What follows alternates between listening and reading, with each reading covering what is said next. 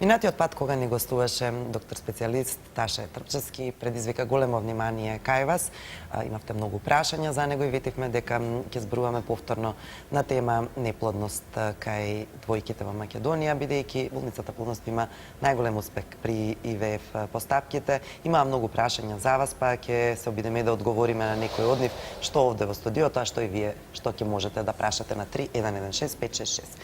Докторе, зошто е толку актуелна неплодноста сега во последно време? Чина многу повеќе од порано и дали генерално општествата се справуваат на некаков начин, односно му придаваат значење на тој пораст? Добар ден, добро ве најдов по втор пат и се надевам дека ќе имам уште многу вакви емисии. Затоа што оваа тема неплодност е, како и плодноста, се многу актуелни теми, биле актуелни во минатото, се сега актуелни и ќе бидат во иднина.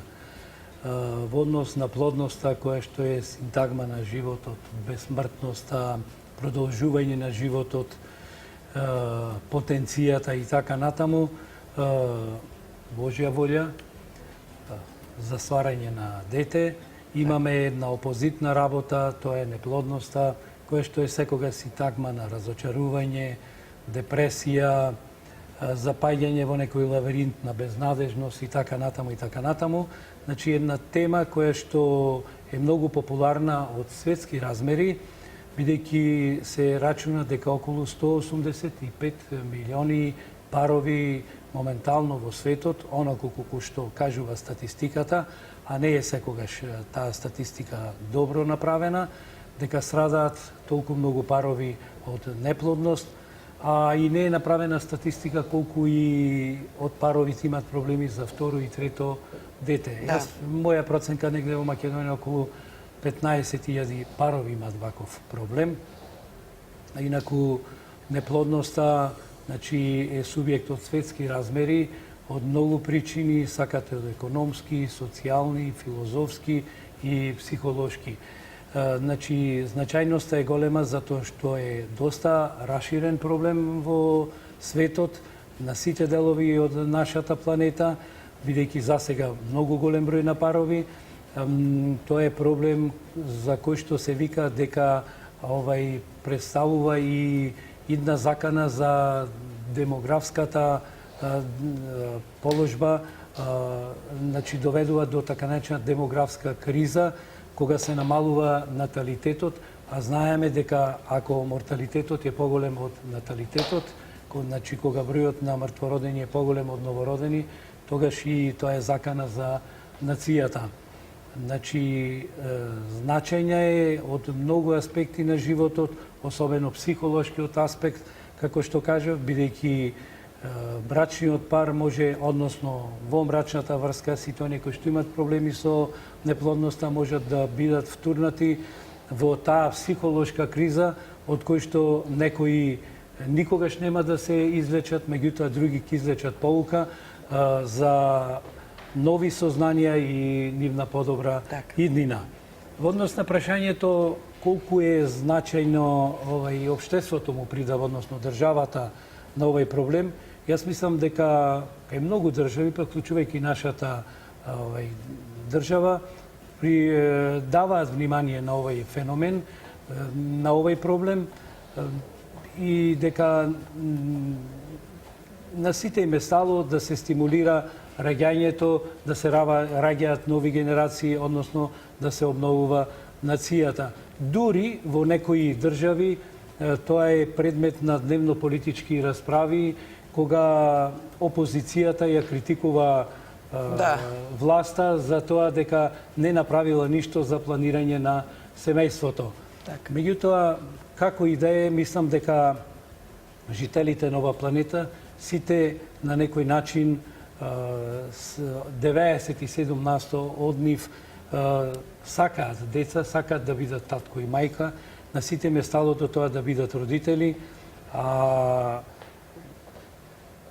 тоа колку ќе може да го направат во нивниот живот, тоа само Бог знае, бидејќи да се има дете е Божја волја и за животот на човекот не стои човекот, туку само Бог Господ, и самата особина да се шири животот е само како резултат на човечката на Божјата моќ.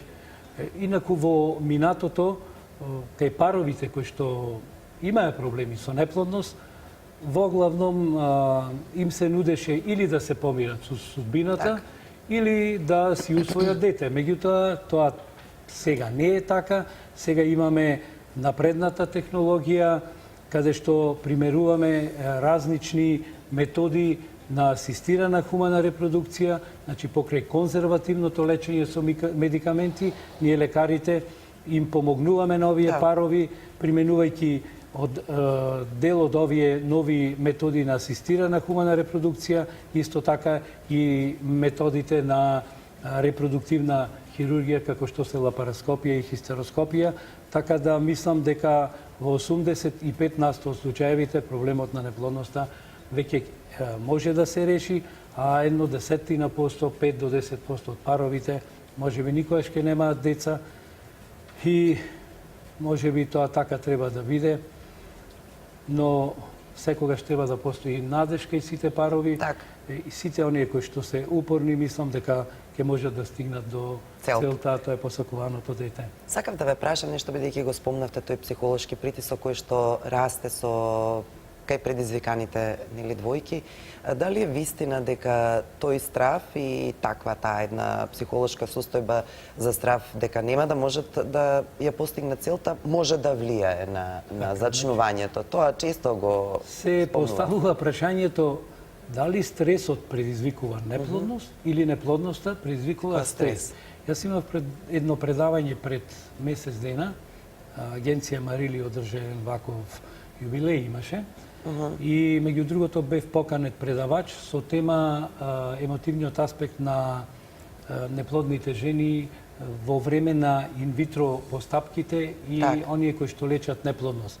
Меѓу другото преовладуваше тоа дека прашањето дали стресот предизвикува неплодност или неплодноста предизвикува стрес. Значи тоа е еден циркулус вициозус или еден зачаран круг во кој што ќе навлезе парот или имав јас една споредба, еден слайд на кој што емоциите кои што ги доживува парот ги споредував со така наречениот ролер костер, значи кога се качувате на високо имате некоја емоција на возвишеност, среќа, радост и потоа паѓате долу со емоциите, ве опфаќа тага, депресија, без лутина. Лутината ја истурате према самите себе, према партнерот, па и према нас, лекарите. Значи, тоа е една состојба на емотивна замка, на еден емотивен лавиринт, од кој што, како што кажав, некои на вистина ќе се излечат или ќе го поминат многу лесно, надевајќи се на подобра иднина, меѓутоа многу од нив ќе западнат во таа криза од која што никогаш нема да се излечат. Дури еден има овај научник, доктор Рендал, кој што во својата книга Женска мудрост, женско тело, напишал дека депресијата која што имаат паровите, кои што имаат проблеми со плодност, е равна на она депресија кога се загуби на милото или кога имаат некое малигно заболување. Така. Имаме гледач на линија, можеби има директно и конкретно прашање поврзано со оваа тема до нашиот гостин, доктор Трпчевски. Добро утро. Добро утро. Во програма сте, повелете. Сега вака, значи, ние сме во брак 9 години. Проблемот е кај мене, значи, микрополицистични јајници, се појави искриен шеќер, метформин таблети пијам, со кломисен се стимулираат фоликулите, се до прскање, а бременост нема. Што понатаму? Така, во ред, ви благодариме за... Пациентката има... Сакате да прашате уште нешто или јасно е тоа што го кажа? Да, тоа е тоа. Кажете, докторе. Пациентката има така наречен синдром на полицистични јајници, кој што е поврзан со ановулаторни циклуси, нема овулации, не растат јајни клетки и затоа не е трудна. Кај 30% од жените со таков синдром ќе имаат проблеми со бременоста, додека 70% може без примена на терапија и да забременат. Посебни чекори при овај синдром. Еден од, значи, првиот чекор е примената на стимулативни медикаментозни средства, а тоа се од типот на кломифен цитрат. Вториот начин е примена на гонадотропни хормони, ФСК ги викаме ние, и третиот начин е примена на лапароскопска хирургија, која се прави така наречен оваријален дрилинг или бушење на јајниците, со кои што се обновуваат јајниците, односно се возобновува нивната функција, ослободувајќи се вишокот на машки хормони, тестостерон од самиот јајник. И третиот, односно четвртиот начин, а тоа е последен начин, е примената на методите на хумана репродукција, тоа е инвитро оплодувањето. Значи, пациентката мора да ги изоди овие чекори за да стигне до целта, а инвитро оплодувањето да го остави како последно. И нормално пропратните симптоми, бидејќи оди со хиперинсулинемија, вишок на инсулин, кој што делува во метаболните процеси на тие овулаторни циклуси, пациентката треба да го прима тој метформин и ако е дебела, бидејќи голем дел од пациентките со полицистични јајници имаат с голем BMI индекс, треба пациентката да намали килаж. Да прави вежби, да. Имаме уште еден гледач, тој ќе биде последен, за да го заокружиме подоцна разговорот со доктор. Добро утро. Добро утро. Повелете, прашајте.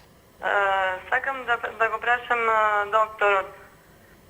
Дали овие влошките хигиенски што се со 38 билки што се рекламираат ги препорачуваат гинеколозите, дали имаат ефикасност за бактерија кандида, посебно кај девојче од 15 години? Надворешни влошки, не? Да, надворешни влошки, па по интернет нас не ги препорача и доктор гинеколог, а детево ми е диабетичар. Па не знам да ви кажам, немам искуство со такви влошки, меѓутоа, ако влошката е на надворешниот дел од вагината, а промените се наоѓаат натре во вагината, не знам на кој начин би делувала таа за да го регулира pH на вагината.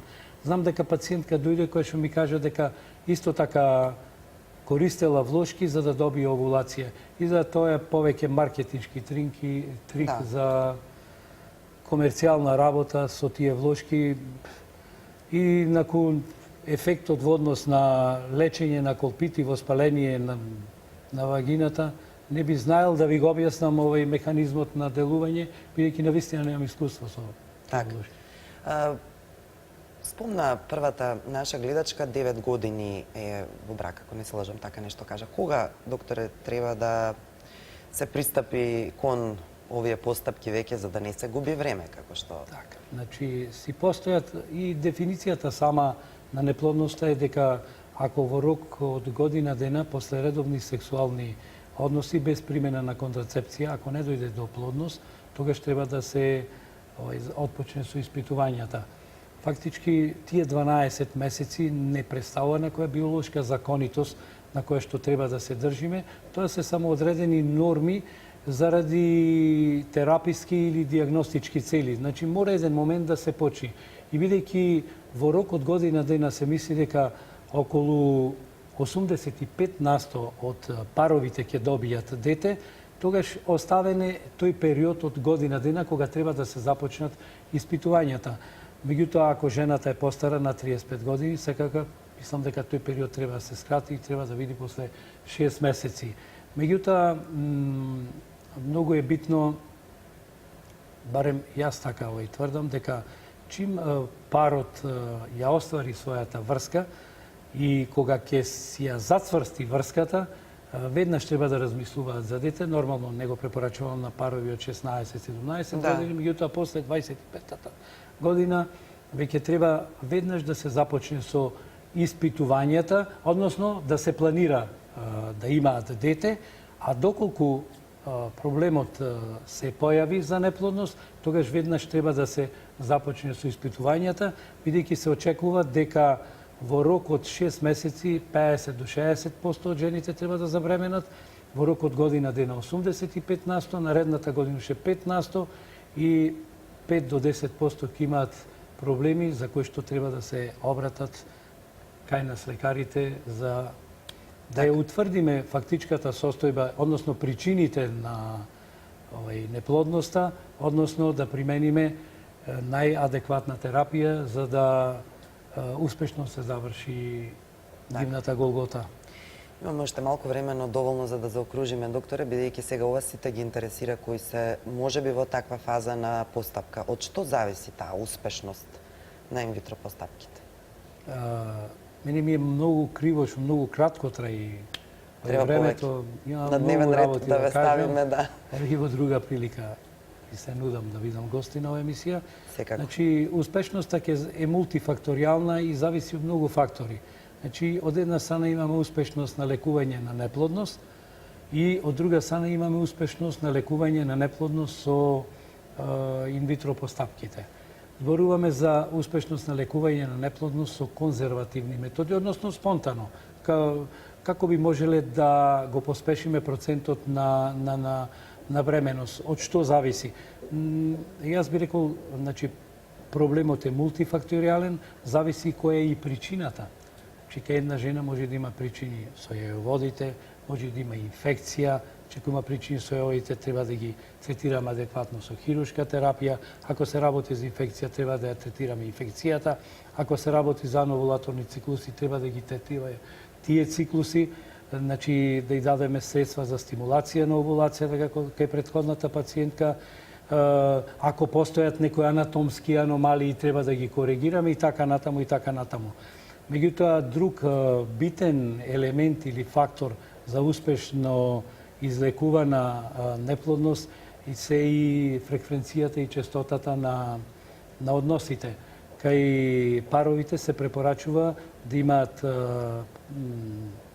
3 односи неделно во текот на овулаторниот период. Не повеќе, значи доволна е таа фреквенција и од времето на експозиција зависи на неплодност, на колку подолго прогнозата, колку парот подолго време е експониран на неплодност, толку се поголеми шансите да се добие успешна бременост. Меѓутоа, секако, дека најважен фактор се годините на старост. Значи, годините на старост, особено кај жената, се многу битни, бидејќи оплодниот потенцијал кај жената трае само 15 години. Максималниот оплоден потенцијал, додека кај мажите трае 30 години. И оттаму жените по покасните 40, односно 35 години, не треба никако заради кариера да го одложуваат раѓањето, него секогаш пред кариерата да си го стават планирањето на семејството. Така. Но ова укажавте минатиот пат токму поради вашето искуство со клиентите кои доаѓаат кај вас. Ви благодарам што толку темелно се посветувате на секој од овие одговори. Не ни беше доволно времето да кажете се што имате, како што рековте. Мене ми е жал пак што не можевте вие да поставите повеќе прашања, но еве вети докторот во друга прилика. Ќе ни биде задоволство. Ви благодарам на поканата.